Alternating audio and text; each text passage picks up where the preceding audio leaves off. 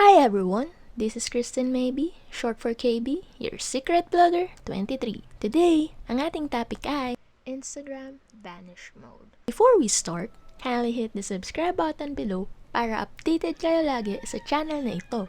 So, ano ba tong Vanish mode na to?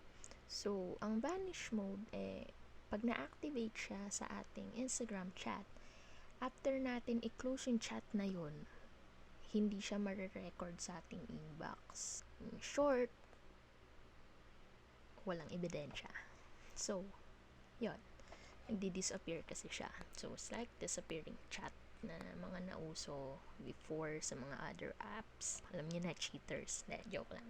So, paano ba ina-activate tong Vanish mode? So, first, punta lang kayo dun syempre sa gusto nyong i-chat and then swipe up nyo lang pagdating dun sa may message kung saan kayo dapat mag-type ng message. Tapos noon, magta-turn on na yung vanish mode. Pero take note guys, pag naka-vanish mode kayo, pag nag-screenshot kayo, lalabas yun doon. And then kung nagre-record kayo, mag-notify din yun sa ka-chat nyo. So, malalaman ng ka-chat nyo na nag-i-screenshot kayo or nagre-recording kayo.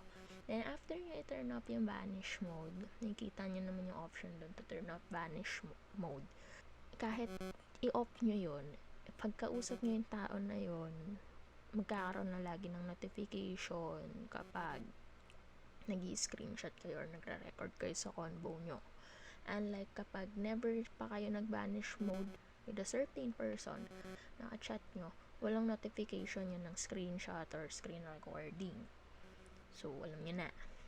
Pero, kung Instagram to Facebook ang kausap nyo, walang option ng vanish mode. Therefore, walang notification na may screenshot or may screen recording. So, yun lang yung for today natin na topic, no? So, dami kasing nagsasabi na pag Instagram daw pang kabit. So, siguro may idea na kayo kung bakit. Dahil nga, ayan, sa vanish mode na yan. And, sa pag gusto naman magloko, diba? Magloloko at magloloko yan. May vanish mode pa yan o kung ano pang meron na features ngayon yung mga applications. Kung magloloko. So, alam nyo na. So, shinare ko lang to para lang malaman ng iba na may ganung features pala ang Instagram kasi hindi lahat aware dito. So, I'm just sharing this knowledge to you guys. Pero sana gamitin nyo sa mabuting paraan at hindi sa kalokohan. Yun lang. Salamat. If you like this, hit like and subscribe. Hanggang sa muli!